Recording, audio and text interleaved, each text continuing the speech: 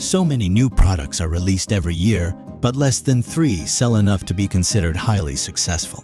The other 97s of newly released products have the potential to flop, regardless of product type or the business behind the item. Launching a product is tough. Even iconic brands that entrepreneurs idolize commit major blunders. Some of the most successful companies in the world have launched products that failed, while the CEOs who oversaw those infamous flops may want to erase them from their resumes and our collective memories. Forgetting about high-profile missteps would be another error in judgment. Here's a look at 13 of them and what we can learn from these epic fails. Before we proceed, feel free to like this video and subscribe. Number 1 is the Apple Newton of 1993. Newton is used to show how bad things were for Apple before it became the most valuable company in the world.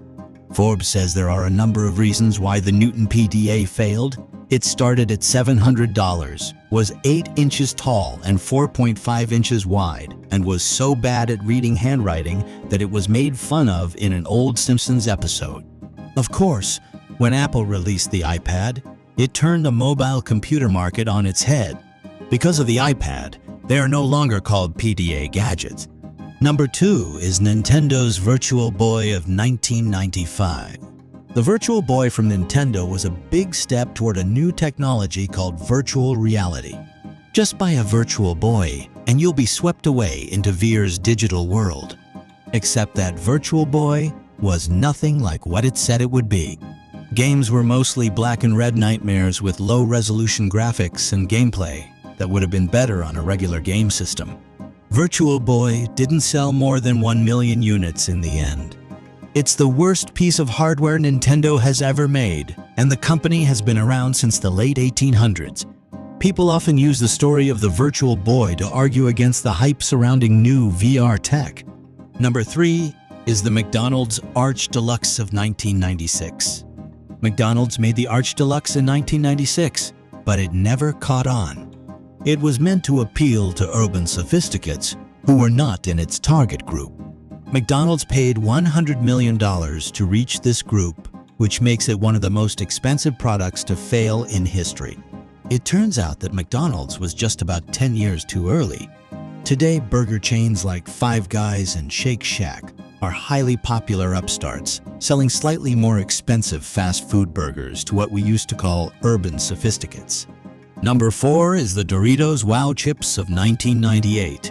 This is one of those too good to be true things. Frito-Lay came out with a miracle food in the late 1990s. It was a line of chips called Wow. The marketing claim was enticing as a chemical called olestra made it possible for potato chips to have no fat.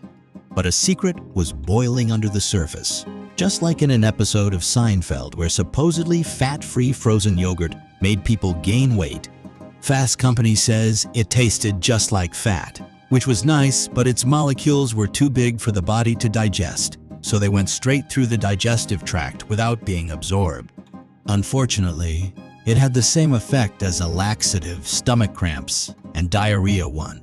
People who ate the chips were definitely saying wow for the wrong reasons. Number 5 is the Cosmopolitan Yogurt of 1999. This is not yogurt, just so you know. This is a magazine. Number 6 is the Microsoft Zune of 2006. The Zune was made to be a competitor to the iPod. Sadly, it didn't. Robbie Bache, who used to run the home video and mobile businesses for Microsoft, explained why. We just weren't brave enough, and we ended up chasing Apple with a product that wasn't bad, but it was still a chasing product and there was no reason for someone to say, "Oh, I have to go get that thing." The good news is that you can still grab one on eBay if you're feeling wild. Go ahead and grab a Microsoft Kin while you're at it. Number 7 is the Google Lively of 2008. Google thought that it had to do something to compete with Second Life. Don't forget Second Life. The virtual world looked like a game, but was really just a place to meet people. Most people don't either. It still lives because its users are so dedicated. Google made its own version of Second Life called Lively, which came out in July 2008. Unlike Second Life, Lively wasn't meant to have any sexual content. When the economy went down the drain, those hopes quickly disappeared. By November 2008, Google had quickly pulled the plug. Number 8 is the HP TouchPad 5 of 2011. After only a month and a half on the market, HP gave up on the touchpad and its mobile operating system, WebOS. The tablet didn't kill the iPad. In the 49 days it was on sale at Best Buy, it only sold 25,000 pieces. An app's touchpad wasn't that bad, to be fair. It had some rough spots, but they could have been fixed in the months to come. It didn't do anything better than the iPad, so it's exactly the same as every other computer. Number 9 is the Facebook Home of 2013. With Home, Facebook tried to replace your phone's home screen. The idea is good, but the result was bad. So what happens when you can't choose what shows up on the home screen of your phone?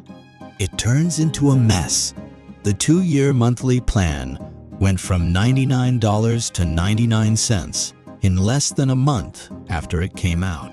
Reviewers and experts all agreed that only the most dedicated users could do their homework. It was fine for a Facebook addict, one critic said, but it seems to use a lot of information and power. The failure is shown in how the company is now set up. Facebook has gotten rid of the group of engineers who are working on Facebook Home. Number 10 is Samsung's Galaxy Note 7 of 2016. What else can be said about the terrible Galaxy Note 7 that hasn't already been said about that year? One of Samsung's best phones, the Note 7, had a small problem where it sometimes caught fire or blew up. There was a claim that one had set this car on fire.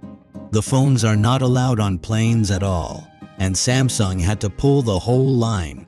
Number 11 is the Pixel-flavored Coca-Cola of 2022. Coca-Cola released a limited edition drink that tasted like pixels in April. This is another sign that brands may need to go further with the Web3 craze. In a statement, the Atlanta-based company called its gaming-inspired Coca-Cola Zero Sugar Bite the first ever Coca-Cola flavor born in the metaverse and a beverage that transcends the digital and physical worlds. The soda was launched in both the Fortnite world and the metaverse at the same time. The taste in real life, which was criticized online, may have been worse than the taste online. Number 12 is the new Apple Magic Mouse of 2022. In March, Apple held its first product event of the year. Users were unhappy to learn that the new version of the Magic Mouse still has the same problem that customers have been complaining about for years. The USB port for the mouse is on the bottom. So, when the mouse is plugged in and charging, it sits on its shell like an upside-down turtle and can't be used.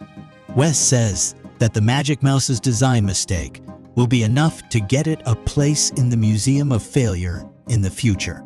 Apple is at the top, so it's fun to make fun of them, he says.